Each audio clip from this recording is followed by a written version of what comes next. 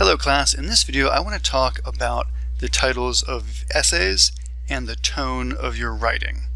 So the titles are obviously important because it's the first thing that your reader sees.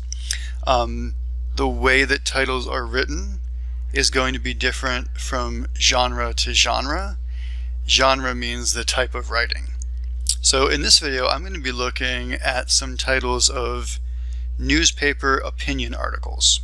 So these are articles written by maybe notable individuals, politicians, public people who are trying to get their opinion out there in the world. The way the titles are written for that genre or that type of writing will be different from the way titles are written for scientific papers that are published or for professional modern language association papers that are published. So each genre or type of writing has its own way of doing things. These are called its own conventions. Nevertheless, titles give us a chance to talk about the way you approach the audience and the way you start to tell the audience what your argument is or what your attitude towards the topic is. It's the way that you start to try to influence your audience and let them know your opinion and what you're talking about. So a common definition that you'll hear for tone in your writing is that tone is the writer's attitude towards the subject they're writing about. Maybe an easier way to think of it is that tone is how the writing itself shows that writer's attitude. So this is going to be in the kinds of arguments that you make, but it's also going to be in specific word choices. So in the context of academic writing, the word you choose is called diction. So have you chosen a word that has more emotional connotations or a word that sounds more professional and objective?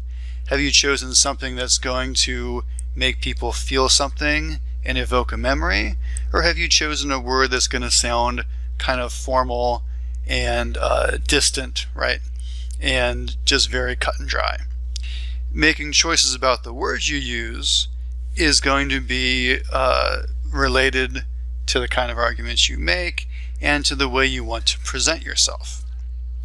If you're writing a personal essay or a short story about a tragedy that happened to you or your family, you're obviously going to use very different words than if you're writing an objective research paper about the life of a political figure. And then another thing that the title may show you is something about the writer's ethos and or their perspective in relation to the topic.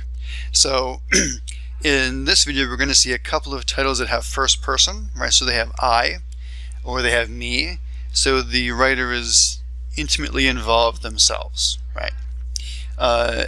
That tells you something about the thing you're going to read. If the title is third person, you know that it's probably going to be a little more distanced. It's not going to be as emotional or as close to home for the writer, potentially. This also tells you that they're trying to make a different kind of bond with the reader.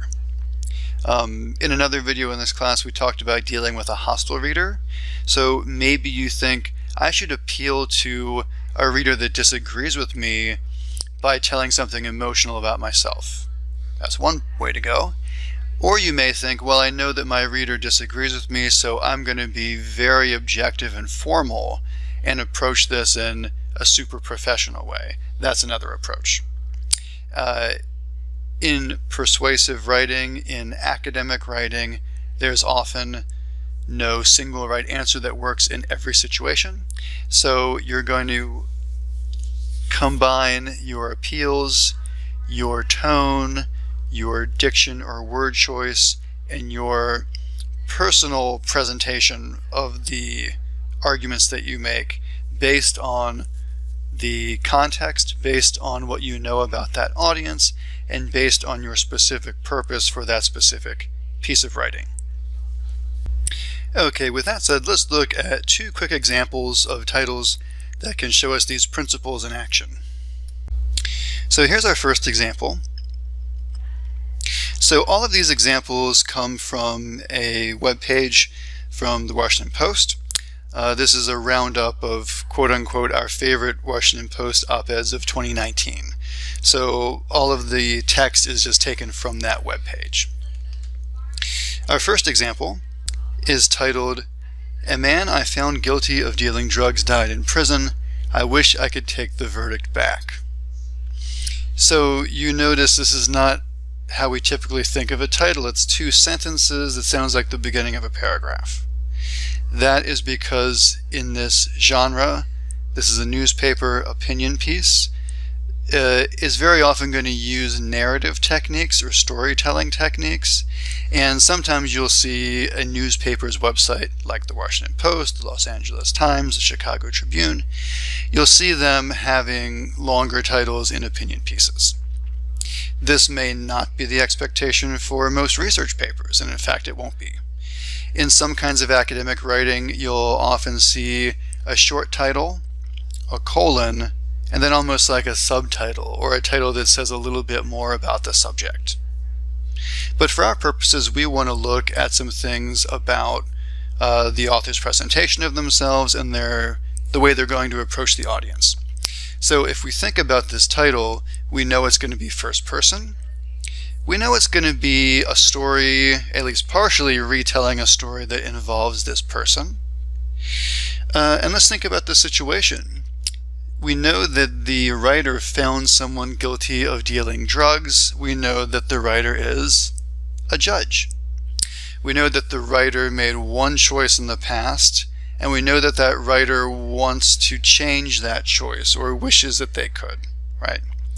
So we know that this is probably going to have a high level of pathos, right? It's going to be about personal choices and regret, and it's going to be balanced probably against the experience of this person as a judge. So as always, we're going to get a balance of kind of factual experience that you can trust, and then personal arguments or pathos arguments that are going to also inform the presentation to the audience. So whether or not you think you're going to agree with this writer or disagree with this writer, you know something about their position regarding this topic, and you know what you can look for as you read. So as a reader, you maybe are going to have different purposes. Maybe you have a very tough on crime perspective in your personal life, and so you might read this to say, well, I can't imagine that this guy really wishes he could take it back. I'll read to find out why. Or maybe you have a very strong position against harsh prison sentencing or against the death penalty, and so you're reading it as someone who's already sympathetic and wants to experience those arguments in that story. So as a reader, you're going to have different goals, and the writer's title and their appeals are something that's going to cue you in to what you should look for and what you can expect as you begin reading a piece. Let's look at one more. This is the title of this op-ed is "The Tragedy of Fahad al-Butairi and Lujain al-Hathloul" by Kirk Riddell. And this one is very much more straightforward, right? This one is what we would say is in third person. There's no I, right? There's no me, there's no we.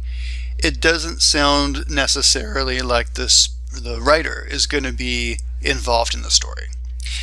We would probably expect that this piece will be a little bit more distant from the writer, a little bit more objective. Maybe this writer does not know the people involved. Maybe this writer is like a reporter or someone who has learned this information and is reporting it. That's typically an expectation of third-person writing, and that's why in most academic situations your instructors tell you don't use the first person, don't use I. However, this title also gives us a slant or a perspective on the writer's attitude towards the story, because that writer uses one word that has some connotations that we would all be familiar with. And this word, of course, is tragedy. Whenever you're talking about a tragedy, well, Maybe not in every case, but if you say the word tragedy, you're probably going to be relatively sympathetic to the situation. So if you're writing a piece that really accuses someone of something and really calls them to account for something they've done terribly, you're not going to say the tragedy of this person I'd like to accuse of something. You're probably going to have a relatively sympathetic view of the subject if you're talking about it as a tragedy. And that goes to the idea of connotation, right? Connotations are the things that you think of when you hear another word. So the connotations of the word subway might be the city, might be noisy, might be underground. The connotations of helium balloon are maybe old-fashioned, cartoony, not my real life, right? So every word has its connotations, and you want to choose words that have connotations that are appropriate to your tone, your perspective on the writing, and to the subject itself. Okay, and so those are two examples that give you just a little bit of a look into the way a title can begin to display the tone that you have, the attitude that you have towards writing, and how even in the title you're going to make choices as a writer that are going to affect the reader's experience of your work.